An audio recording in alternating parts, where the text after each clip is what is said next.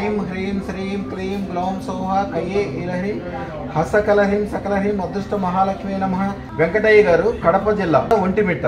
10 సంవత్సరాల తర్వాత బాబు పుట్టాడని సంతోషంగా అదృష్టం పెట్టుకున్నాక, యాక్చువల్గా నాకు పెట్టుకుని 4 నెలలు అయింది.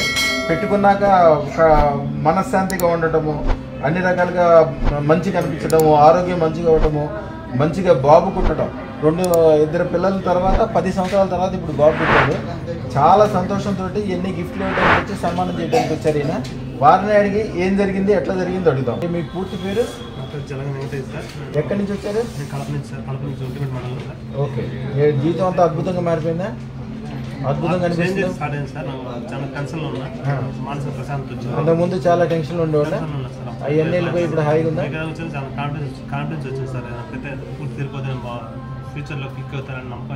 ఓకే. మీ కన్స్ట్రక్షన్ ఫీల్డ్ కూడా చాలా మంచి ఫీల్డ్, చాలా ఎక్కువ లాభం వచ్చే పని చేసుకోండి. ఏదైనా వ్యాపారం వేరేది కూడా 10 వ్యాపారాలు చేసుకోండి, ఏం కాదు. పొద్దున మాత్రం రాత్రి మాత్రం చేసుకోండి. కాంట్రాక్ట్ వర్క్లు బ్రహ్మాండంగా చేసుకోండి. అదృష్టత్రాన్ని రోజు పొద్దున్న మధ్యాహ్నం సాయంత్రం కళ్ళకి అద్దుకోవాలి. మీ ఇష్టం, మీరు మట్టి పట్టుకుంటే బంగారం అవుతుంది. కానీ కొద్దిగా రోజు రాత్రిపూట అమ్మవారిని అడగాలి. 100 కోట్లు సంపాదించే మార్గం చూపించమని. ఆవిడే చూపిస్తుంది, మీకేం బాధ్యత లేదు. ఆకాశంలోకి ఎగరమంటే మీరు ఎగలేరు. కానీ ఏరోప్లేన్లో కూర్చుంటే ఏరోప్లేన్ మీరు అనుకున్న 100 అడుగుల కంటే 10,000 అడుగుల పైకి తీసుకెళ్తుంది. కాబట్టి అదృష్టత్వం కూడా అంతే. అది మిమ్మల్ని ఎక్కడికి ఎంత గొప్పగా కావాలంటే అంత గొప్పగా తీసుకెళ్తుంది. జీవితంలో చెడు చేయనివ్వదు, ఇబ్బంది ఉండదు, టెన్షన్ ఉండదు, ఏమన్నా ప్రమాదాలు ఉండవు. వాతావరణం అంతా అనుకూలంగా ఉంటుంది, అన్ని రకాలుగా మంచి జరుగుతుంటుంది. పొద్దున్న మధ్యాహ్నం సాయంత్రం వెళ్ళగద్దుకుని మీ మనసులో కోరిక తెలుసుకోండి. రాత్రిపూట మాత్రం కంపల్సరీ నడుస్తుండాలి.